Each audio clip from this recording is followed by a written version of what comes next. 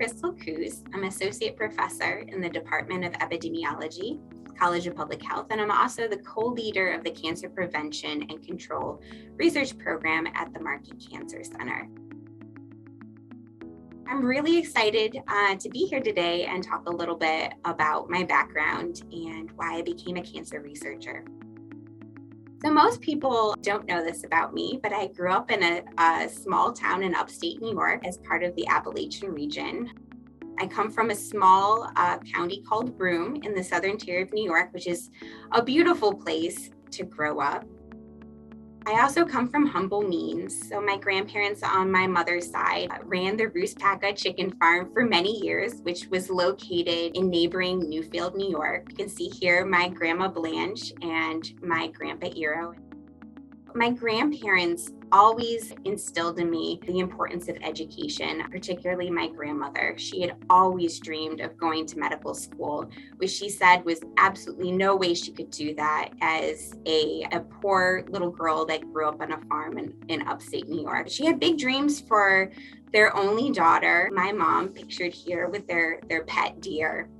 And at that time, when my mom was ready to go to college, my grandparents were only making $4,000 a year, which was coincidentally exactly the tuition per year at Elmira College, where my mom went to school. So after my mom graduated, she met my dad. I think our story is very similar to a lot of families that grew up in the Appalachian region.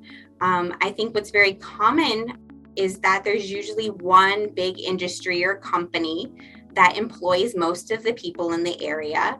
And I think what also is a common story is that, that city's kind of left in ruins when that company pulls out and often leaves behind a toxic wasteland, which is exactly what happened in upstate New York. Thousands of people lost their jobs.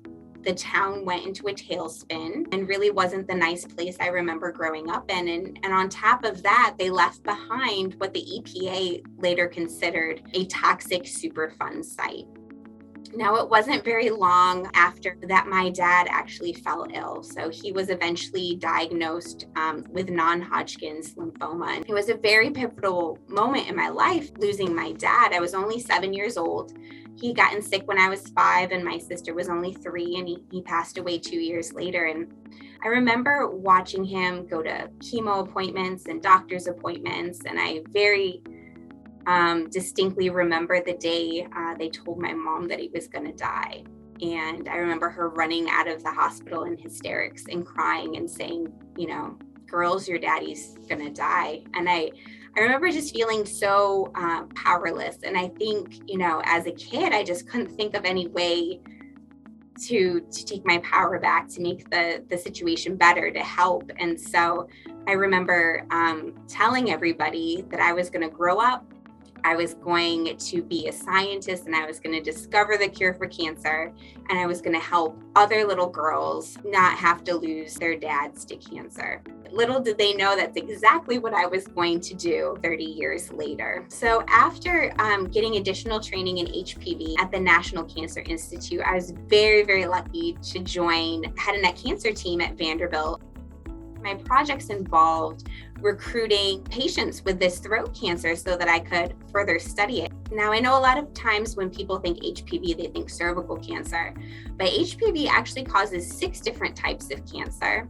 And the most rapidly increasing HPV-driven cancer is a type of throat cancer, which has increased in the US by more than 200% over the last few decades. And in fact, the US has the highest rates of this cancer in the entire world. And when you look at the US state by state and region by region, you see that the Southeast region actually has the highest rates of HPV-driven cancers in the entire country. And Kentucky is the highest rate of this HPV-driven throat cancer that I study. I was so excited to be able to come to the University of Kentucky, because what's so unique and wonderful and powerful about the University of Kentucky is that they really do things on the large scale. So they can recruit patients from across the entire state through the Kentucky Cancer Registry. They can collect tumors from across the state. They have amazing community connections to really do this type of research on the large scale. we're planning some really big studies that'll really help us answer some important questions about this cancer. And we really need community partners to make it all happen. More importantly, we're all in it together. Researchers, community, family members, patients, we can all work together to really make a difference.